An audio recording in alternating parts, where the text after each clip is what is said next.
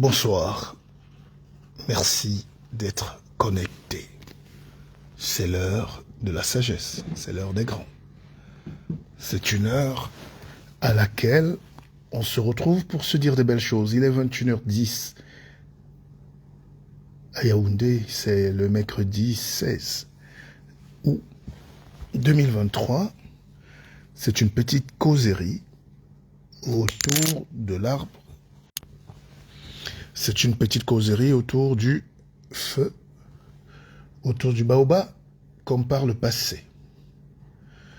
Nous allons parler évidemment d'un peu d'histoire, un peu de spiritualité, un peu de culture, un peu d'actualité, un peu de politique. Bref, nous allons parler de la vie. Vous savez, c'est les Occidentaux qui... C'est notre rencontre avec les Occidentaux qui a été notre plus grand facteur de développement de mal. Depuis qu'on a rencontré ces gens sur notre chemin,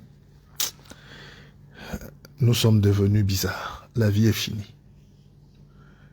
Regardez comment nos sociétés sont déséquilibrées aujourd'hui. Même les panafricanistes veulent la liberté de l'Afrique, mais ils sont très chrétiens et très musulmans. C'est-à-dire, spirituellement, quand tu n'es pas libre, comment c'est économiquement que tu veux être libre? Ça n'existe nulle part. Il faut que les Africains cessent d'être incohérents. Je vous le dis franchement, hein, c'est l'heure d'apprendre. Et c'est l'heure de comprendre. Vous ne pouvez pas être désarticulé dans la moelle osseuse de la spiritualité et vouloir une liberté économique. C'est la spiritualité, donc c'est Dieu qui te donne la force de t'élever et d'être libre. Or, si tu pries un Dieu que tu ne maîtrises pas parce qu'il est codé par les autres ou encodé par les autres, comment tu veux avoir la matrice économique? L'économie, c'est la liberté. La liberté est économique. L'Afrique n'a pas deux problèmes, c'est un problème de famine, de spiritualité d'abord, donc d'économie. Mais l'économie ne peut pas décoller tant que l'autre a ta monnaie, tant que l'autre a ses églises chez toi, tant que l'autre t'occupe le cerveau à crier au lieu d'apprendre. C'est pour ça qu'il faut reconnaître qu'il faut se reconnecter à son histoire. Ce que raconte l'histoire n'est en effet que le long rêve, le songe lourd et confus de l'humanité. Et voilà justement comment on écrit l'histoire. Vous ne maîtrisez pas votre histoire, et la première loi de l'histoire est de ne jamais oser mentir. La seconde loi de l'histoire est de ne pas craindre d'exprimer toute la vérité. Il faut noter ça. L'histoire a deux lois.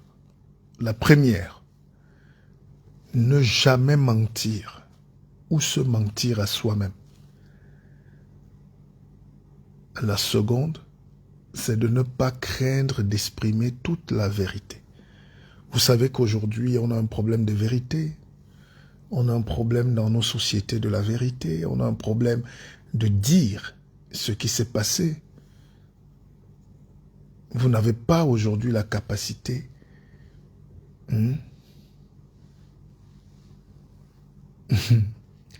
parce qu'on ne sait pas tourner la page.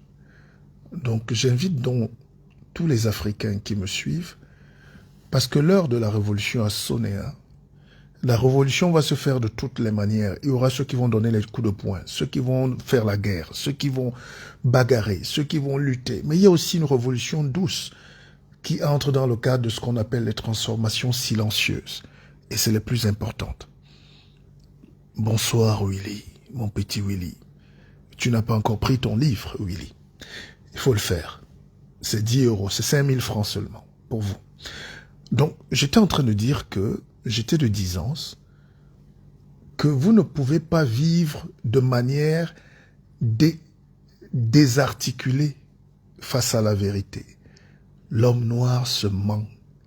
Il n'est rien sans les autres. C'est pour ça qu'il faut qu'il se cache dans les chapelles des autres, qu'il récite les choses des autres. Et maintenant que l'uranium, vous découvrez que quand l'autre prend ton uranium, il te dit ce n'est pas bon pour la santé. C'est pour que toi, tu ne l'utilises pas. Et je l'ai dit, je leur ai dit, les pygmées d'hier ne sont plus les pygmées d'aujourd'hui. Les pygmées d'hier ne sont plus les pygmées d'aujourd'hui. Nous avons donc atteint l'heure où la morale, la meilleure, en ce monde où les plus fous sont les plus sages de tous, c'est encore d'oublier l'heure. L'heure de l'Afrique a sonné. Et il y a un penseur qui disait que rien n'est plus puissant qu'une idée dont l'heure est venue. Rien n'est plus puissant qu'une idée dont l'heure est venue. Donc même si vous vous êtes attaché aux égrégores des autres et que vous voulez quand même la liberté ici, sachez que vous devez d'abord ne plus vous mentir à vous-même. Et de deux, vous devez oser regarder l'avenir en face. Alors le problème de l'Afrique aujourd'hui, c'est que on n'a pas de héros. L'impossibilité d'avoir des héros dans nos familles, dans nos pays, dans nos villes. Et c'est ça.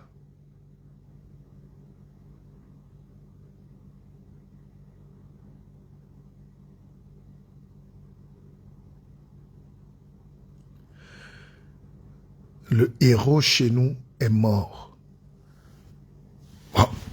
Comme vous aimez les exemples, regardez seulement le traitement qu'on réserve, surtout au Cameroun, à tous ceux qui brillent. Dans tous les domaines. Bon, je sais que quand on dit ça, un seul nom vous vient en tête. Vous allez dire Eto'o. Bon, regardez comment vous massacrez Eto'o. Quoi qu'il ait fait. Non, regardez aussi comment vous déchirez parfois Yannick. Non, regardez comment... C'est-à-dire que les réseaux sociaux sont un laboratoire de massacre de nos héros. Et les Occidentaux, les Joukebek, sont heureux d'enregistrer tout ce qu'on se dit, nos engueulades, nos guéguerres, nos querelles intestines à longueur de journée, pour dire voilà le peuple nègre dans sa splendeur. Donnez-leur la liberté, donnez-leur un téléphone et un peu de connexion qu'ils ne savent pas même créer ou payer, et vous verrez toute leur sauvagerie, animalité, animalesque, animalière. Donc, avec le recul, c'est pour ça que je prends moins de paroles aujourd'hui, parce que quel que soit le bien qu'on donne à nos populations, la richesse de nos enseignements, quand ils veulent te détruire, ils te détruisent. Ils ne détruisent pas Pierre-Paul Jacques qui est caché dans son pays, qui vole le pétrole ou qui vole le CFA. Ils ne s'attaquent jamais aux vrais ennemis. On cherche tout l'ennemi le plus proche du quartier ou le plus proche de la maison ou le plus proche de la famille. Et c'est là l'horizon. Et ça me rappelle un peu les chiens qui sont dans l'enclos et qui se mordent les queues au lieu d'attaquer les gens, les voisins et tout ça qui viennent voler chez eux. Il faut donc dépasser cette méchanceté primaire pour acquérir même la méchanceté supérieure qui s'apparente à l'intelligence. Qu'est-ce que j'appelle la méchanceté supérieure? Une méchanceté n'est pas bien, mais il y a des méchancetés qui aident l'humanité. C'est-à-dire que quand les Occidentaux sont méchants, quand ils veulent être méchants, ils créent la bombe atomique. Ils créent l'arme nucléaire. Mais pour se protéger, pour protéger leur destin. Mais quand le nègre se fait exploiter même en Europe, son ennemi, c'est encore le nègre qui passe à côté de lui. Alors, ça s'appelle le manque de discernement. Vraiment, je ne crois plus à la bonne foi de ce monde. Je ne crois même pas à la bonne conscience de ce monde. Je sais juste que nous vivons dans un monde d'injuste et d'injustice où la norme est devenue une énormité, où l'énormité est même devenue la norme aussi. un groupuscule de petits gens dirige le monde, capitalise le monde et détourne toutes les richesses du monde à leur seul profit. C'est ça qui crée toutes les souffrances. Je n'accuse personne, évidemment, mais regardons le monde, comment il fonctionne en face. Vous n'avez pas 20 grandes familles qui dirigent le monde. Les gens vont vous parler de Bilderberg. Mais en réalité, c'est plus structuré que ça. On a créé un monde d'esclaves qui doit être dirigé par quelques maîtres. Peut-être l'homme dans sa nature même ne peut que vivre s'il y a un leadership préétabli, s'il y a des dirigeants supérieurs au-dessus. Mais ces dirigeants prennent souvent la couleur d'une race ou d'un pays. Et les autres, la majorité se met à souffrir. Holmes disait, d'ailleurs ce n'est pas héréditaire, mais Holmes disait, l'hérédité est comme une diligence dans laquelle tous nos ancêtres voyageraient. De temps en temps, l'un d'eux met la tête à la portière et vient nous causer toutes sortes d'ennuis. C'est-à-dire que nous avons créé dans un monde où certains se croient héréditaires. Et c'est héritier d'une supériorité. Et c'est pour ça qu'il y a la guerre aujourd'hui en Ukraine, en Russie. C'est pour ça qu'il y a la guerre dans toutes les parties du monde où les peuplades se réveillent. Les peuples ne veulent plus être sous le joug ni colonial ni esclavagiste de qui que ce soit. Le monde a changé. L'hermétisme dans lequel on avait enfermé les gens, aujourd'hui pousse le monde à comprendre qu'on a fonctionné toujours dans la duperie. Et le mal est là, il y a la haine. Et c'est quoi la haine? Moi, je n'ai pas envie de convoquer des philosophes comme Spinoza ici, même Ebou Siboulaga, ils ont écrit sur ces sujets de la place de l'humain dans la vie, mais la haine surtout ne peut jamais être bonne. Elle s'augmente par une haine réciproque et au contraire, elle peut être étouffée par l'amour, de telle sorte que la haine se change en amour. Nous avons donc l'obligation, chers frères et sœurs, de lutter un peu plus pour que la haine disparaisse. Pourquoi je vous en parle? C'est que quand vous regardez aujourd'hui comment le monde est en train de se diviser, vous comprenez que on risque de basculer dans une troisième, on est même déjà dans cette troisième guerre mondiale, mais qui sera irréparable. La première et la deuxième guerre mondiale, c'était 6 millions de morts, c'était des juifs déportés, c'était, voilà. Et partout où il y a une injustice, où on accule une population, c'est partout où on essaie de mettre les autres à l'écart, la terre brûle. Mais cette fois-ci, ça peut être plus grave et irréversible. La terre peut disparaître parce que les gens se sont équipés, suréquipés. C'est ce qu'on appelle aujourd'hui l'équilibre de la terreur. Quand Poutine annexe l'Ukraine, c'est parce qu'il a l'arme atomique, le nucléaire. Il peut bombarder à tout moment. Et quand deux pays ont la même arme atomique, ça veut dire que ces pays se neutralisent. Et le rôle de l'Afrique dedans, c'est de trouver sa voie. C'est pour ça que vous avez vu que la guerre au Niger n'aura pas lieu. Les Occidentaux qui ne peuvent pas se décider quand la Russie est attaquée et quand l'Ukraine est attaquée, sont quand même très aptes à venir déployer les troupes et à inciter les mêmes pays africains à venir renverser l'ordre établi par les militaires au Niger pour remettre Bazoum. Vous croyez que la Russie a avalé la Crimée en une nuit? C'est très grave, non? La Russie a avalé Mariupol, Odessa.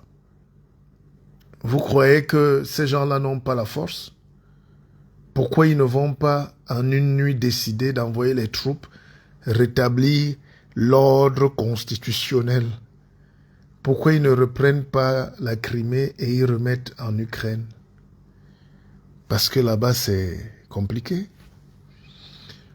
Moi, j'avais dit, et les Africains sont libres de ne pas me suivre, mais j'avais dit il y a une dizaine d'années, je pense que l'Afrique ne s'en sortira pas s'il n'a pas l'arme nucléaire.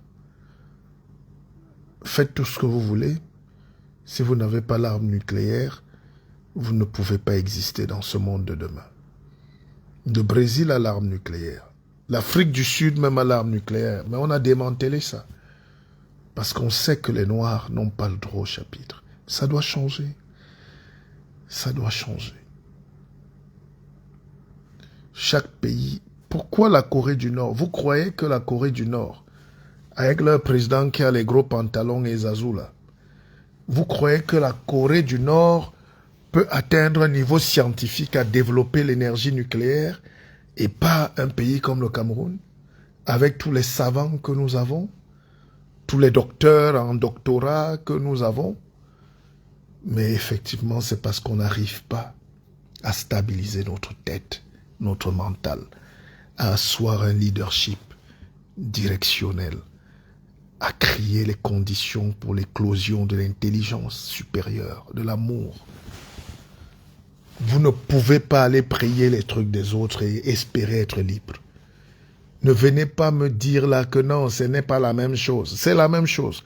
Vous ne pouvez pas être esclave des écrits de Saint Paul et vouloir que Montesquieu vous libère.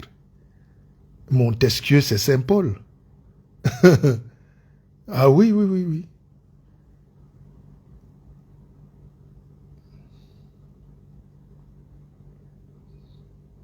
Tous les êtres humains sur Terre sont spirituels.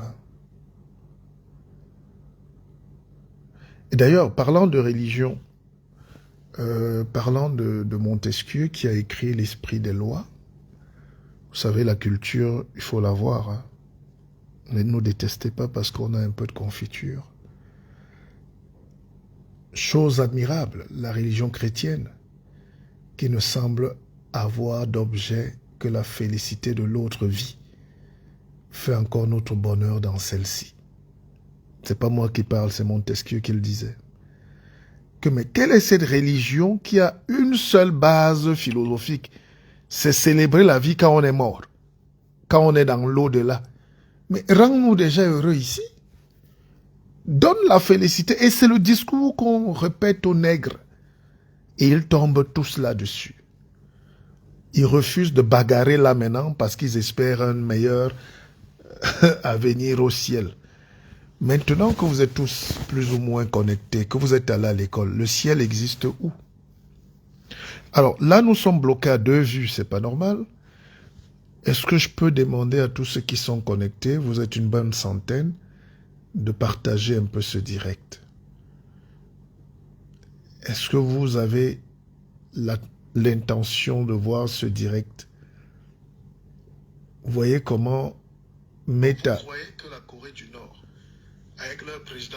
Vous voyez déjà comment Meta est malhonnête.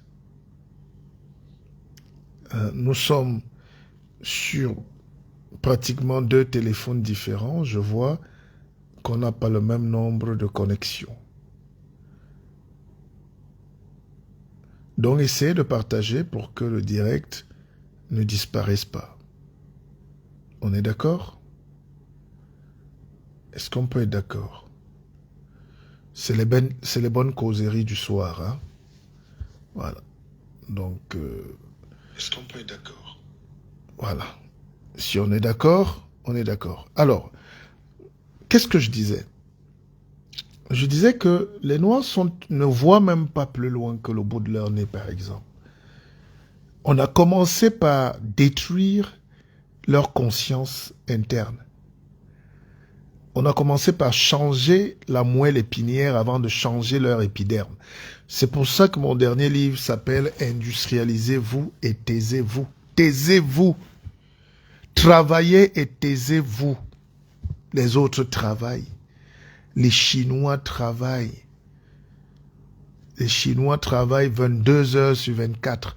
C'est maintenant que les Chinois découvrent les plaisirs de la jouissance, de la vie. Mais je suis en Afrique. C'est bondé de jouissance, de cupidité, de bars, de prostituées, de bavardage, de commérage, de médisance, de lucre, de stupre, de prostitution, de déversoir, de médiocrité. C'est vrai que la crise en Europe nous montre que c'est des sociétés vieillissantes. Il y a des villes en Europe où tout le monde, le plus jeune a 70 ans. C'est des pays de maisons de retraite. C'est des pays anxiolytiques. C'est des pays de drogués. C'est des pays vieillissants. Même le Japon, qui est une superpuissance technologique, va perdre 1/3 de sa population d'ici 20 ans. Parce que tout le monde a 70, 80, 90 ans au Japon.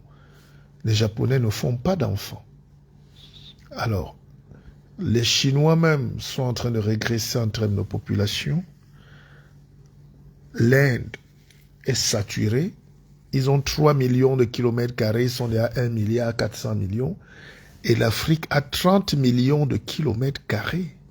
Et on est 1,4 milliard. Ça veut dire on a la même population que l'Inde, alors qu'on est 30 fois plus grand que l'Inde, 10 fois plus grand. Donc, l'avenir du monde, c'est en Afrique. C'est pour ça que les Occidentaux n'hésitent pas quand il faut détruire, quand il faut bombarder. Ils ont envie de bombarder. Ils nous ont tellement mis la guerre dans la tête. Ils ont envie qu'on reste dans la guerre. Ils ont envie que l'Afrique n'ait aucun espoir de développement. La guerre, c'est pour tuer. Mais vous tuez qui? Quand tu fais la guerre, qui meurt? Vous avez déjà vu les gens qui veulent créer la guerre au Niger, là, venir dire que c'est eux? Non, ils envoient leurs esclaves avant. Ils envoient quelques nègres tirer sur quelques nègres. Et c'est ça notre malheur.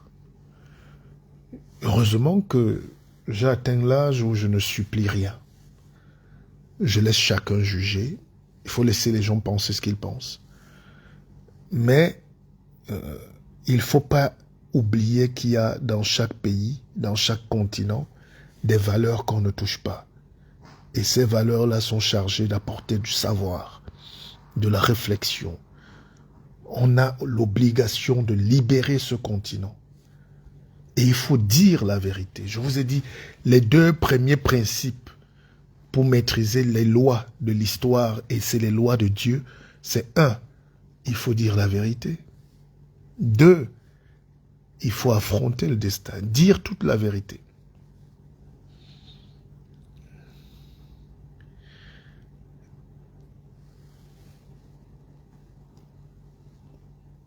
Alors, j'étais en train de dire que on parlait de l'Afrique, de la religion, on parlait du développement. La religion est importée, les poulets seront importés. Si la religion dans un pays est importée, les voitures seront importées. Tous les pays où la religion est importée, la nourriture est importée. Mais au lieu de combattre la religion qui est importée, les abrutis africains vont combattre les voitures, les poulets, les trucs qui sont importés. Comment vous pouvez combattre les cornichons de la France?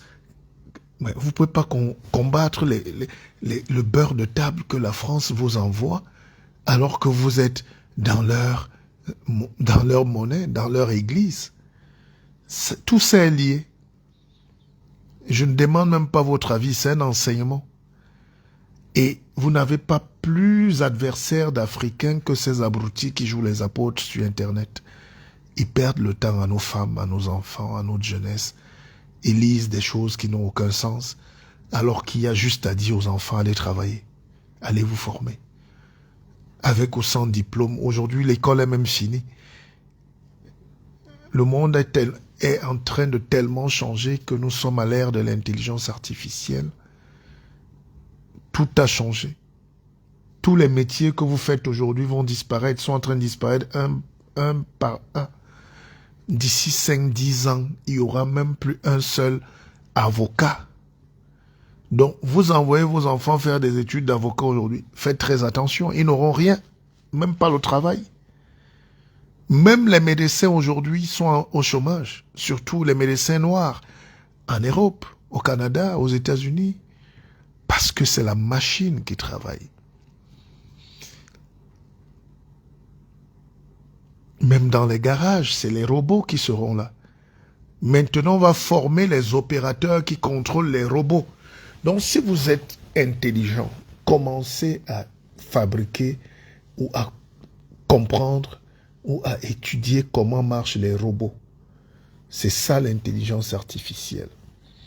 C'est-à-dire, comme la population mondiale, surtout européenne, est déclinante, vieillissante, avachissante, ils sont en train d'anticiper en voulant remplacer l'homme par la machine. Et ce remplacement de l'homme par la machine va faire qu'ils seront équilibrés dans leur rendement et dans la production de la richesse. L'Afrique est donc le seul continent où il y a encore l'homme partout. Il y a l'homme aux toilettes, l'homme au service de pompe, l'homme à la station-service, l'homme qui conduit la moto. Regardez en Californie, on n'a même plus besoin de chauffeur de taxi. Quand vous avez une voiture comme la Tesla, vous n'avez même plus besoin d'un chauffeur. Aujourd'hui, les voitures même sont volantes. Nous basculons dans un monde qui va encore nous rendre esclaves parce qu'on ne l'aura pas compris.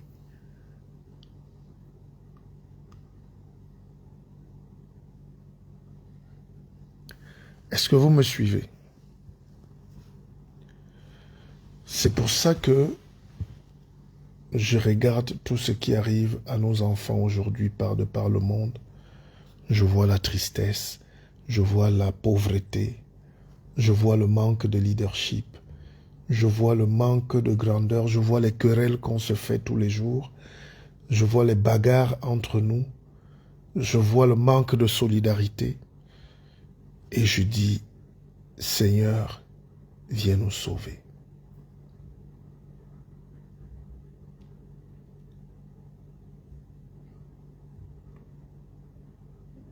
Viens nous sauver.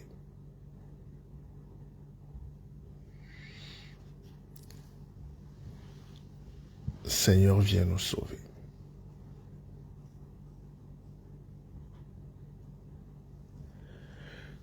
Vous savez, il y a des périodes dans la vie comme ça où tout s'arrête, tout change et la liberté est là. Vous avez la liberté.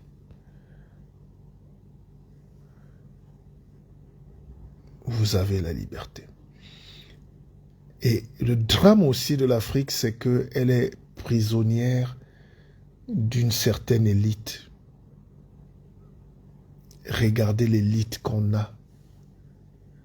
C'est-à-dire, on est en train de détruire un pays comme le Niger et comme tous les autres pays africains. C'est là où les Africains créent des camps, des débats d'intellectuels, comme s'il faut réfléchir.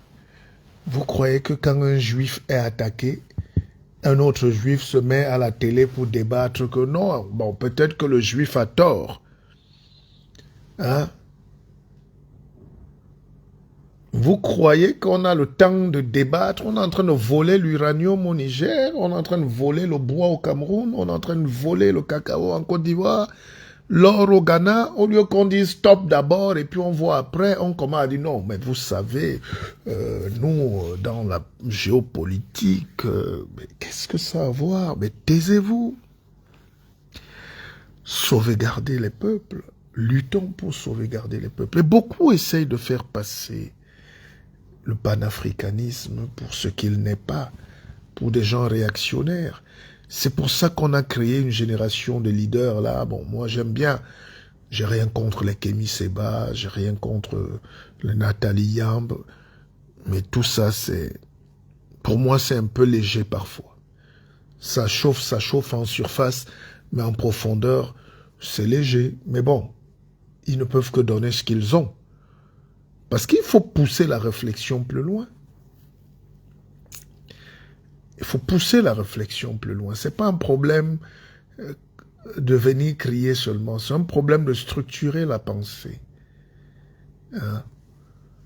C'est un problème de structurer la pensée. Quand je dis ça, j'ai rien contre ma sœur Nathalie Yam, par exemple, que j'apprécie. Mais n'oubliez pas que quand elle attaque, par exemple, tout le temps la France, elle oublie de dire que la Suisse aussi est 100 fois plus dangereuse en Afrique que la France. Le pays que vous entendez, Suisse, là, c'est eux qui font tous les cubes Maggi qu'il y a sur le continent.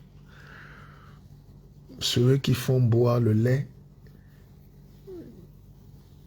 pourri aux Africains. J'ai acheté une boîte de lait d'ailleurs l'autre jour. Et ces Suisses-là sont tellement malins qu'ils ne mettent plus lait. Ils mettent produits, ils mettent aliments à base de lait. Parce qu'ils savent qu'il n'y a pas de lait dedans. On mélange la chimie, on mélange le sucre et des petits trucs. On donne aux Africains. C'est pour ça qu'ils nous vendent des cancers. Les cubes magiques que nous mangeons, qu'ils déversent. Ces sociétés-là tuent en Afrique. Ces sociétés-là aussi tuent en Afrique. Ces pays-là aussi font que tous nos dictateurs, tous nos vieux dirigeants prennent l'argent de l'État, l'argent des pauvres Africains et vont cacher dans leur compte en Suisse. Donc la Suisse, c'est un pays qui est sans cœur et je me serais attendu à ce que dans ces dénonciations, par exemple, ma sœur aussi n'élude pas ce côté, par exemple. Vous voyez que quand nous sommes dans ces combats-là, nous devons entrer dans une lutte de purification intense, purification mentale, purification spirituelle, purification scientifique.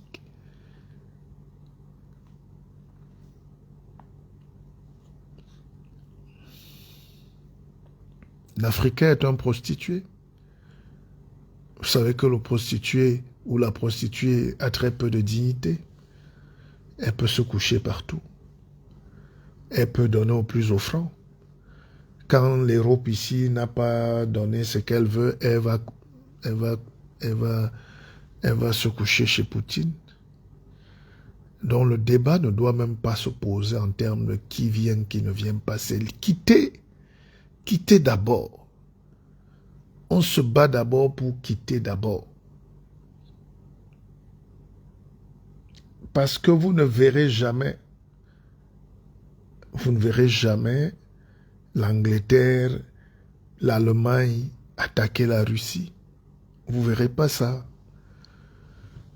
Il y a la ligne Maginot. Il y a un point qu'on ne traverse pas.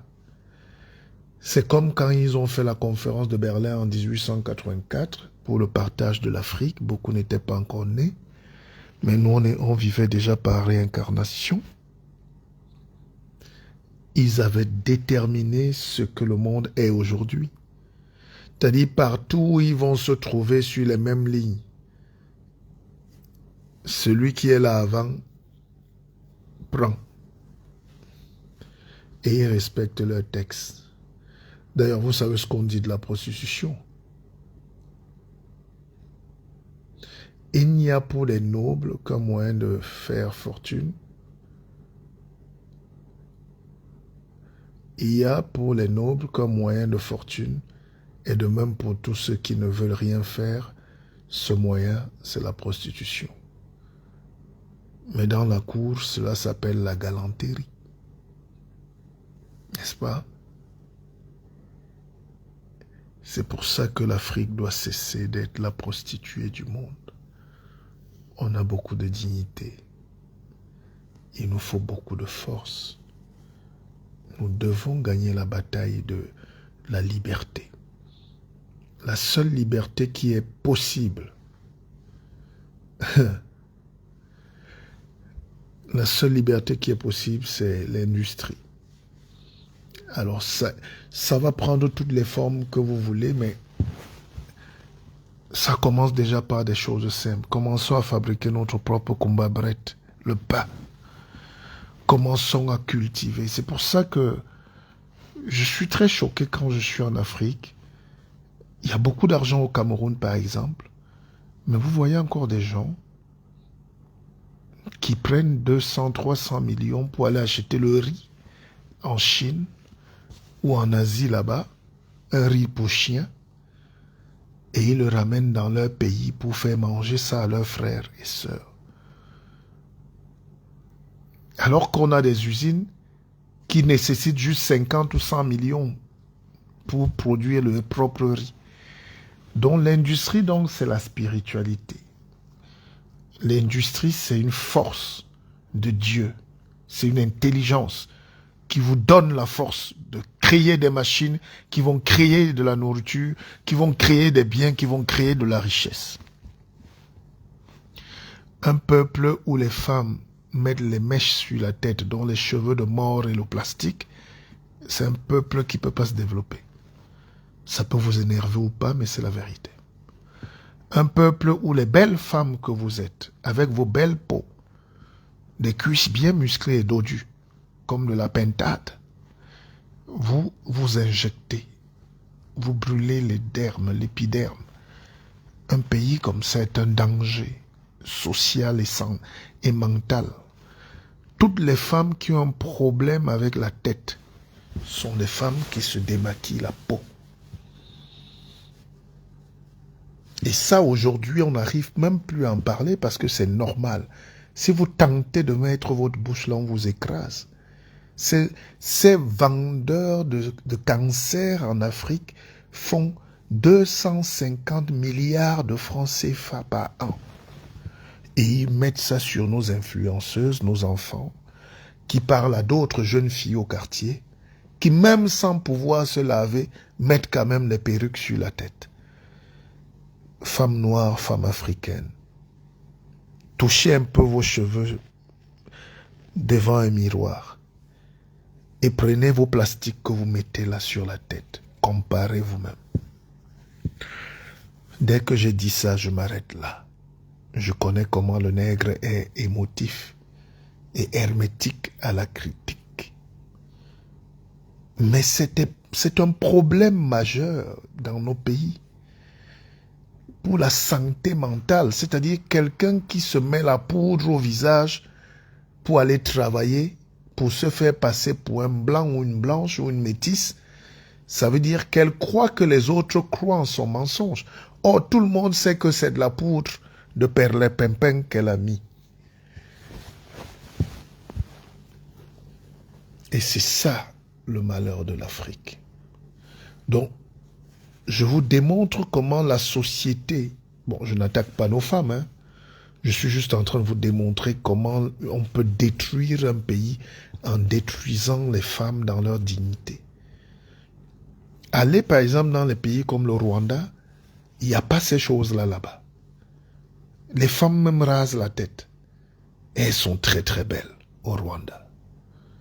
Elles sont peules, elles sont un peu Aoussa, elles sont un peu du Kirwanda, elles sont géantes, elles sont noires, elles sont belles. Allez au Soudan, dans le peuple Dinka. Regardez comment ces femmes sont noires. Bon, si vous êtes brune, c'est-à-dire un peu plus claire de peau, parce que c'est aussi ça, les phénotypes africains. Moi, je suis dans une famille où il y a des métis, sans qu'on ne puisse justifier où est venu le blanc. D'accord? Ça, c'est pas un problème. Acceptez juste votre peau. Évidemment, la femme a besoin de galanterie, de coquetterie. Mais faites juste un petit léger lifting. But too much, c'est le cancer. Et c'est un professeur qui s'appelle Bayebek, de médecine. L'homme est un peu désordonné sur les plateaux. Bon, ça, c'est pas moi qui vais refaire son éducation d'homme. mais c'est un génie de la science. Il faisait remarquer dans une conférence qu'il n'y a pas de vieille femme de 65 ans maquillée. Elle meurt toute avant. Ne soyez pas la prochaine. Bon, dès que je dis ça, je dis aussi que c'est peut-être les hommes qui créent tout ça. C'est vos maris qui vous complexent. C'est la société qui a placé le blanc en haut, dans le colon. Après, le colon a fait des mulâtres. Les mulâtres avaient le droit de remplacer les colons. Et les colons, après, les petits bruns. Et on a mis le noir ici pour débarrasser le fond de la marmite. Et ça reste encore inscrit dans nos gènes. Vous voyez comment l'esclavage ne finit pas vite. Vous comprenez donc que quand nous luttons pour que l'esclavage soit payé, qu'on nous dédommage, les gens croient qu'on en fait trop. C'est comme ça qu'on détruit dans un peuple sur 500 ans. Tu commences à te voir dans le miroir et à avoir peur. Vous savez, dans ce Paris des années 1980 quelque chose, j'étais chez une de mes sœurs qui vivait à Conflans, Sainte-Honorine, et elle était dans une petite société bourgeoise, parisienne là, et elle insistait pour que j'aille dîner avec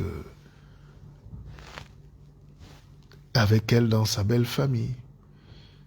Et elle m'a amené dans un magasin africain. J'ai cru que c'était pour m'acheter des nouvelles chemises, mais c'était pour acheter des produits pour que je sois un peu éclairci. Elle m'avait dit que j'étais trop noir pour le dîner.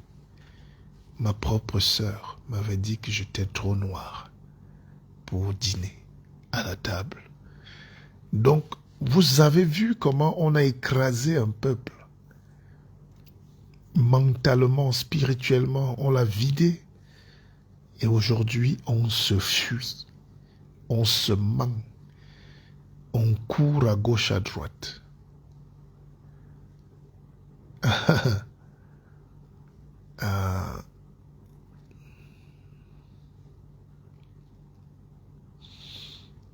Bon, mes chers frères et sœurs, ce que j'avais à vous dire ce soir, je pense qu'on peut faire une petite pause. Mais vivez avec passion. Aimez les gens. Donnez de l'amour. Ne demandez rien en retour.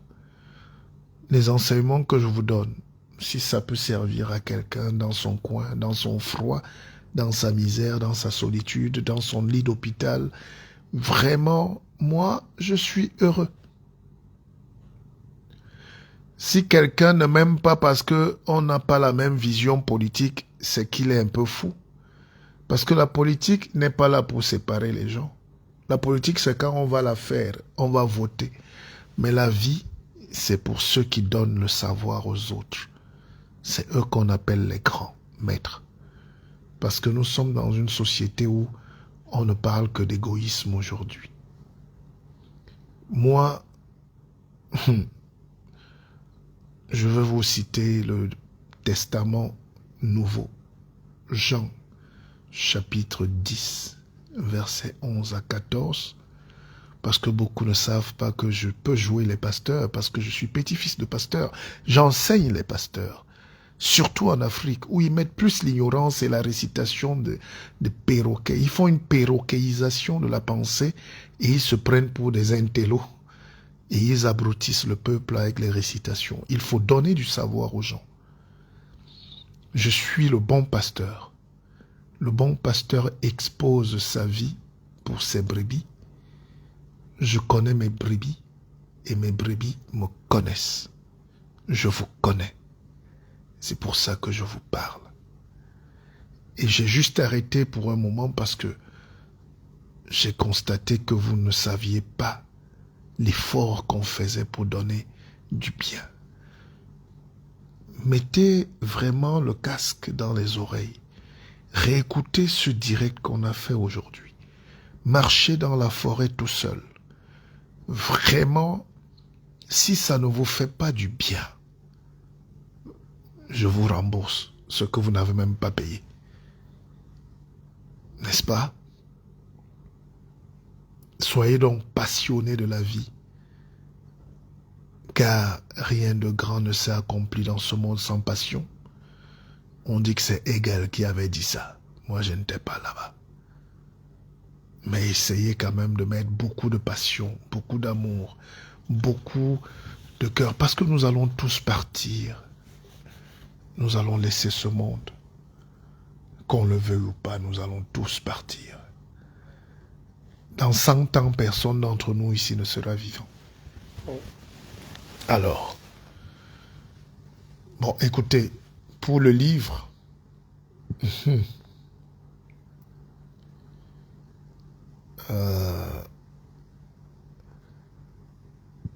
le livre est là, il coûte 5000 francs pour les Camerounais qui sont là. Et vraiment, il faut l'avoir au moins pour vos enfants. C'est industrialisez-vous et taisez-vous. Le jour où on va s'industrialiser, tous les problèmes qu'on a là vont finir un à un. N'est-ce pas? Parce que toutes nos fâcheries là, c'est... Tout ce qu'on fait là maintenant, c'est pas mauvais. Ça éveille les consciences. Mais imaginez un enfant qu'on tape, il va s'enfermer dans sa chambre. Il crie, il pleure, il saute, il fait tout dans sa chambre. N'est-ce pas, au bout d'un moment, quand il boude, après 2, 3 heures, 4 heures du temps maximum, qu'est-ce qu'il fait? Qu'est-ce qu'il fait? Il ressort de sa chambre avec les yeux rouges et il se dirige vers la cuisine pour chercher à manger. Et l'homme qui l'a fouetté ou la maman qui l'a fouetté assise au salon, elle regarde, elle sent qu'il est encore dépendant. C'est pour ça que la vraie lutte de l'indépendance a commencé par nos grands-parents, par nos Oumniobe, nos Kwame Nkrumah, nos Wandie, nos Moumié. Et aujourd'hui, il serait insultant pour chaque Africain d'oublier et de ne pas continuer la lutte. Nous devons lutter. Et nous devons nous industrialiser. C'est le titre de mon livre. Écrivez-moi, vous avez mon numéro 695 53 79 68. Pour ceux qui sont hors du pays, vous mettez un indicatif, même le WhatsApp passe, c'est 00237. D'accord? 6. Certains veulent vite noter là. Je reprends. 6 95 53 79 68. Allez, bonne nuit.